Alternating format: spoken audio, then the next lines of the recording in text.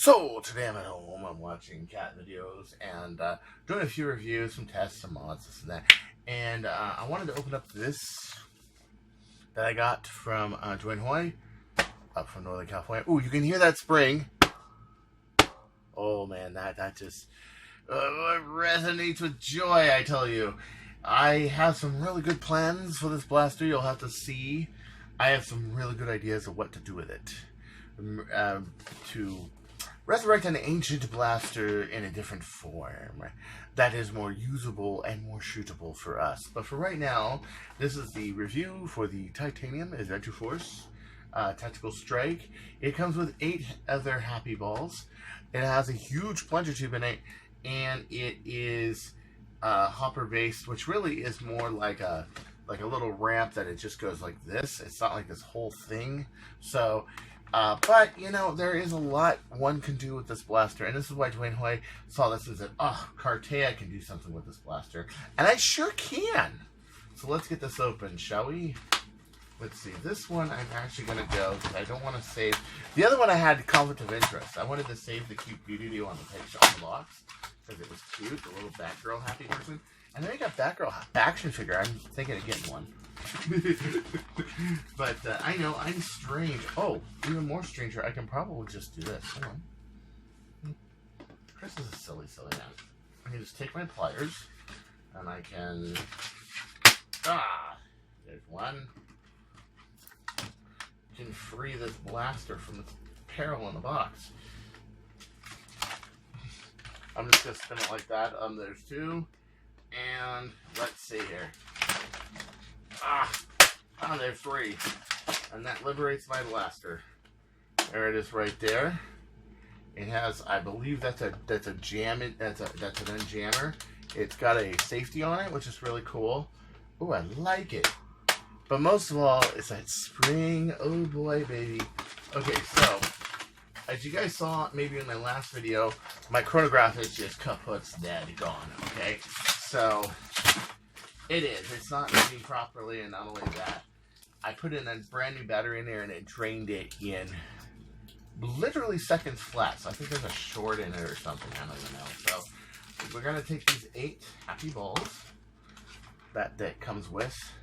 I'm going to load it up. 1, 2, 3, 4, 5. It looks like you can fit a lot more than 8 in here. Yeah, it actually does. Like maybe I can fit 10 or 12 or whatever. Let's see here. Ooh, is that a solid prime? That sounds like it's got some guts. Let's aim it at the closet door, shall we? I know, sounds like a bad idea, but ooh, that is some power. Did you see that? It ricocheted off that wall, went back. That is some serious guts. Wow. No gears. It's just prime. Yeah. It is not spring-fed, though. I wish that the magazine was spring-fed. What this would do for it would make it so that if you're running around like this and you happen to prime it, let's say this situation right here. See? Yeah. But like I'm running around. I'm going to get the guy. It may have loaded. It may have not loaded. You know? You never know. So that is one issue for concern. Let's see. This hopper comes out pretty easy. There's your chamber right here. It is a little bit too hard to just hand feed it. Yeah, so let's try. Well, no, you can hand feed it. Just drop it in there. Here, let me do that again. You can just drop it in there, and it'll go in, and you can just like that. I like this sleek look. What does this blaster remind you of? Anybody? It reminds me a lot of a Raider. Just a Raider with a top magazine hopper instead of a side magazine. But we could solve that. Yeah, we might actually solve that. We might actually do something about that. Yeah. So it's got these little tags here, which it comes with 2 sets of tags, one left and one right. And even if your kids happen to miss it, they don't want you to forget that this is an Adventure Force blaster. So let's see here. I want to be on red team because, well, red team's better than blue. What can you say? So I'm going to rip this out of here. I want to take this out. and I'm going to be on red team. Yay, red team, right? So if I want to be on red team, I take the side, which has the Adventure Force on it. I just push it in there. And I know it's not really anything that big, but voila, I'm on red team. The problem is that sometimes it can be a little harder to look at the blaster and see what team they're on rather than a tag or a flag or something of the sort. But yeah, so I am almost tempted to take this outside and shoot it. It really, you feel the recoil in it and everything. It's really quite fantastical. Ooh, yeah, I think I'm gonna take this outside. Get out of bed, take this outside, give it a go, give it a try. Yebbers. And OC Nerf wants something. I gotta message him. Give me a sec. Okay, so when I was loading this up, I noticed this. You can actually hold this and have it like this, and it doesn't leak out, unless of course you're handling it and you do something like you hit this ratchet accidentally. Oops! Oh crap! There went all my balls. So when you can store these separately and just have these ready to go if you happen to own a bunch of these, or they ever sell these extra or whatever. But you have to watch out for this detent here, or else it will release them. But the detent also works to hold the balls while the hopper's just like this, which is really cool. Which was one thing I wondered. I was wondering, why is it detachable? Well, it's detachable because you can kind of use it as a magazine. I still think spring load would be better. And in my mod, what I do with it, you're going to see really a very interesting approach to this blaster that has been, well, pretty long forgotten. But it's a good approach indeed. So we're going to take this outside. Let's try to load this up. I love how that just goes in there. It's very solid. Well, a little bit of jank there, but nothing that will functionally ruin it. And if you just hit this like this and like that, there it is. It is a little thin. See this little knob right here? You got to put your finger there. I happen to have kind of thin profile fingers, so it is easy for me. But somebody who's got fingers, let's say like that, okay, you might have trouble. Yeah. So if your index finger's like your thumb, like my thumb, you might have trouble getting out there. It's basically, I think because, well, this is slotted anyway. You see how that has a little thing there? They should have just gotten rid of this profile to begin with. Why? Because it would have made this lever a lot easier to get to with your fingers. So if this little chunk of plastic wasn't here, I could easily hit that. No problem. But even me, I had to kind of wedge in there to get it. Yeah. So, couple little things, but nothing to write home about. This is actually, it feels like a very solid blaster. It's an inexpensive blaster, but yet it feels like it has a ginormous amount of power and ability to it. The tab is not one wide tab.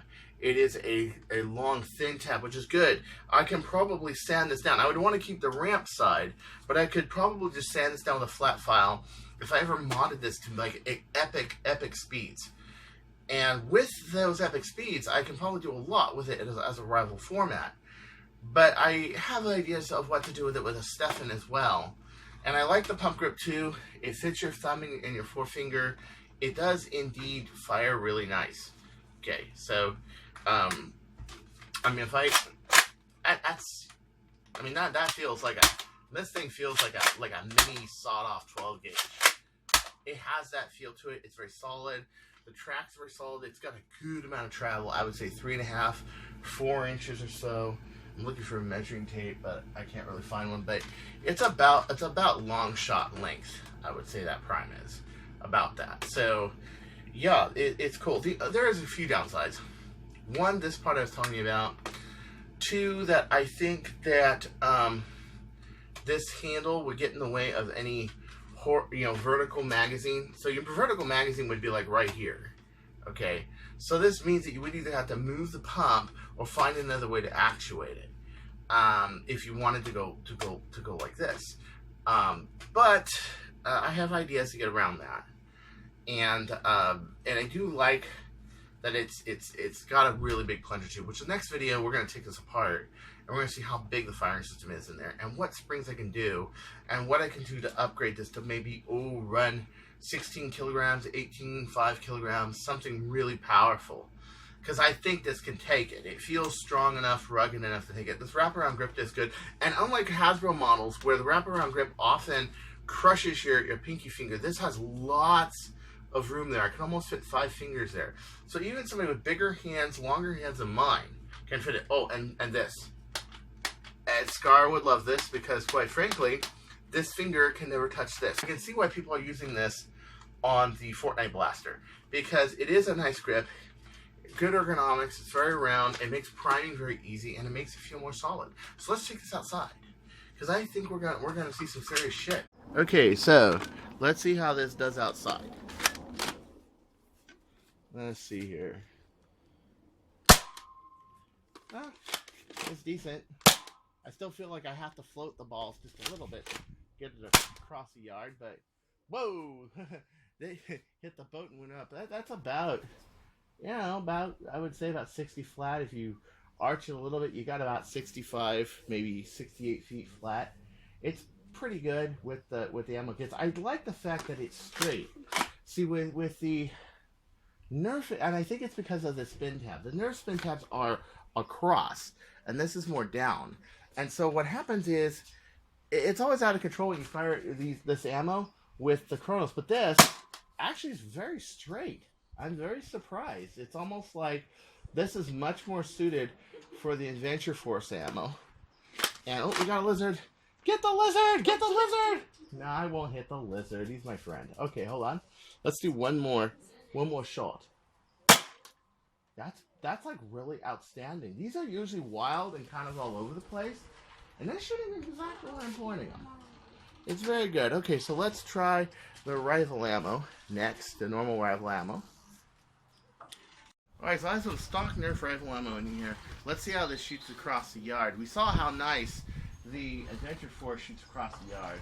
Mind you, I got no scope or sights or nothing to aim straight at it. I'm just kind of thumbing it. But it does seem to have a really good flight projection. And I think it's because of this tab going long ways instead of wide ways. As well, all the Hasbro stuff has the wide ways tab. This has the long ways tab. Alright, so I have a theory. This isn't going to fire as good. So this is the rifle ammo. Let's see. Actually, it's pretty good. I'm surprised.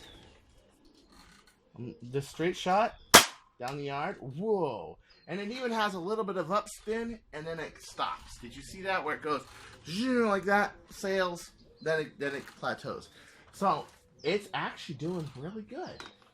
Makes you think that maybe Hasbro should change their spin tab. I think they should. I'm sure if I mod this, it's either going to have too little spin or too much spin for what it is. Because every time you go faster, of course, now your ammo spins faster.